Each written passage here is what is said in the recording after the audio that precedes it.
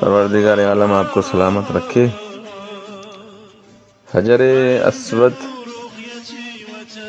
یا الحجر الاسود یہ ایک مقدس پتھر ہے جس کا اسلام میں اس پتھر کی بہت اہمیت ہے، اس کا بڑا شرف ہے۔ یہ جو پتھر ہے کہتے ہیں کہ ابتدا میں یہ پتھر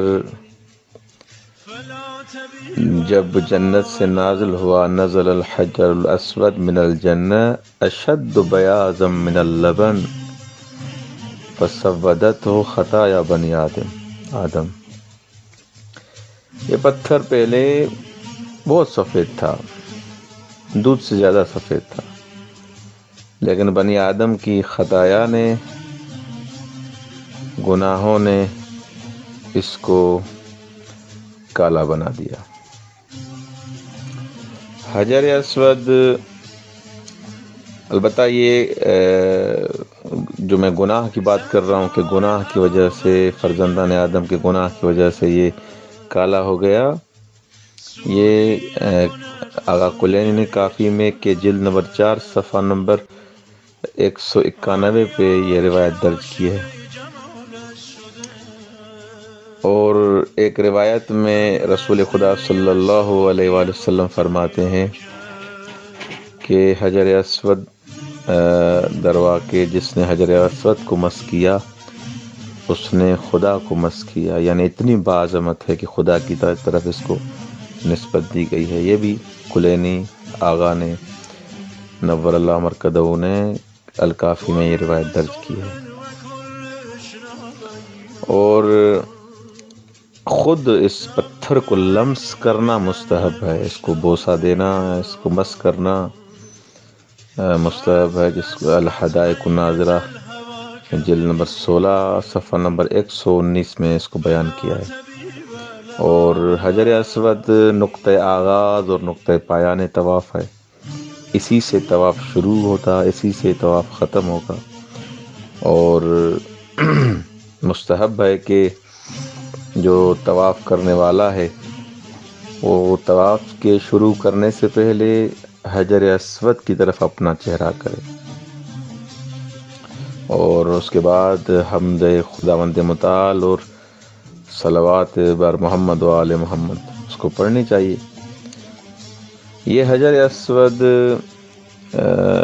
ایک بہشتی پتھر ہے اور ایک مقدس پتھر ہے، جو جبرائیل علیہ السلام نے بہشت سے اس پتھر کو جب حضرت ابراہیم علیہ السلام خانہ کعبہ کو بنا رہے تھے تو حضرت جبرائیل علیہ السلام نے اس پتھر کو یہاں پر لائے تھے، اس کو پتھر کو۔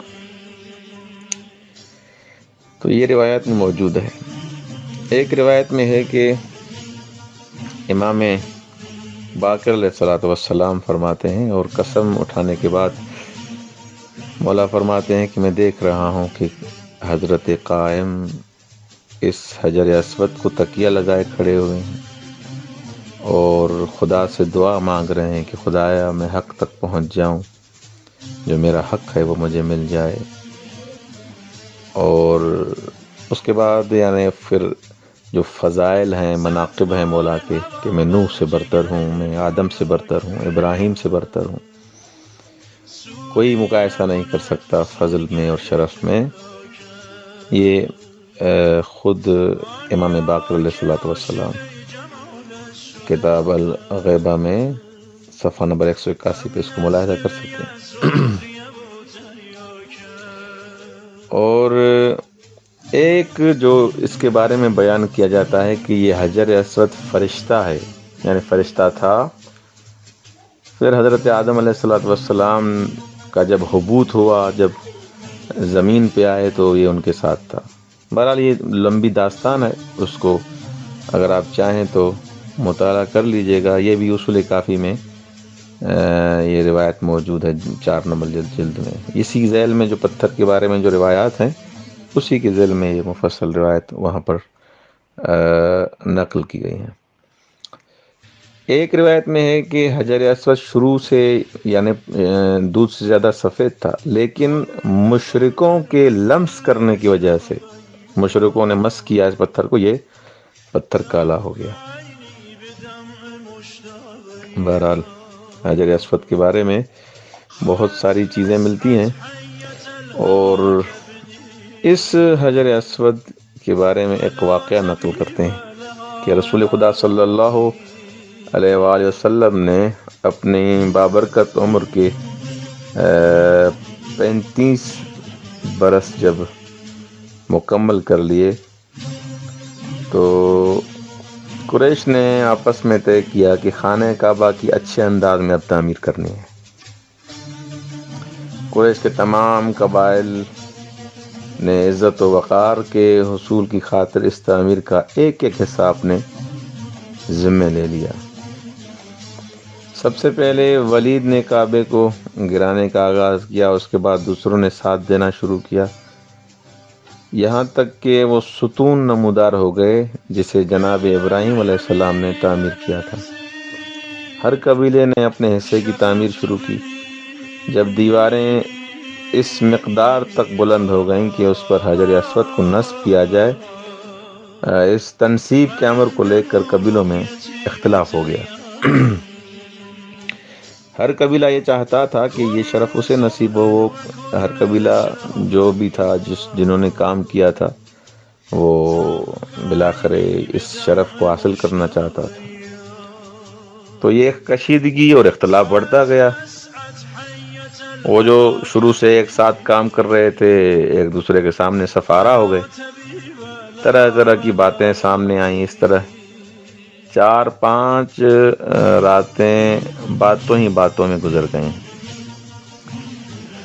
آپ کے محضر میں عرض کروں کہ پھر قریش کے سب سے سن رسیدہ جو فرد تھے ابو امیہ، انہوں نے تجویز دی کہ اس وقت جو شخص سب سے پہلے مسجد میں داخل ہو، آپ ایسا کریں، اس سے فیصلہ کروائیں اور پھر سب اس کو قبول کریں اور یہ مسئلہ حل ہو جائے گا۔ جو بھی آئے، جو بھی اب داخل ہوگا مسجد میں، ہم فیصلہ اسی سے کروائیں گے۔ سب نے یہ بات تسلیم کی اور اب آنے والے کا انتظار کرنے لگے سب۔ اتنے میں پیغمبر اسلام صلی اللہ علیہ وآلہ وسلم تشریف لائے۔